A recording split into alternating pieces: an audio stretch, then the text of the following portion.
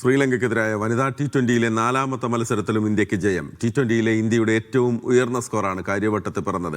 അന്താരാഷ്ട്ര തലത്തിൽ ഇന്ത്യൻ താരം സ്മൃതി മന്ദാന 10,000 റൺസ് തികച്ചു. ഈ നേട്ടം കരസ്ഥമാക്കുന്ന നാലാമത്തെ താരമാണ് സ്മൃതി.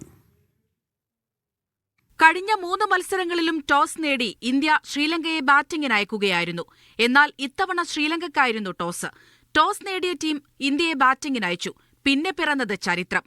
ഷഫാലി വർമ്മയുടെയും സ്മൃതി മന്ദാനയുടെയും ഓപ്പണിംഗ് മികവിൽ ഇന്ത്യ നേടിയത് 162 റൺസ്. ഇന്ത്യയുടെ ഏറ്റവും മികച്ച ഓപ്പണിംഗ് കൂട്ടുകെട്ടായി ഇത് മാറി. അന്താരാഷ്ട്ര തലത്തിൽ 10,000 റൺസ് തികയ്ക്കാൻ 27 റൺസ് മാത്രമാണ് സ്മൃതി മന്ദാനയ്ക്ക് വേണ്ടിയിരുന്നത്. 48 പന്തിൽ നിന്ന് 80 റൺസ് എടുത്ത് സ്മൃതി മന്ദാന ആ റെക്കോർഡും കരസ്ഥമാക്കി.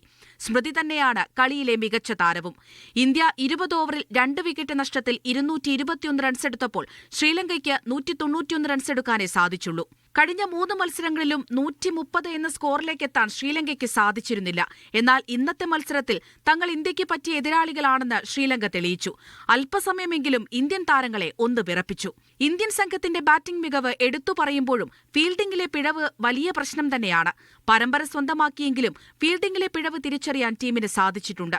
പരമ്പരയിലെ അവസാന മത്സരം ഡിസംബർ 30 വൈകിട്ട് കാര്യവട്ടം ഗ്രീൻഫീൽഡ് സ്റ്റേഡിയത്തിൽ നടക്കും. മീഡിയ 1, തിരുവനന്തപുരം.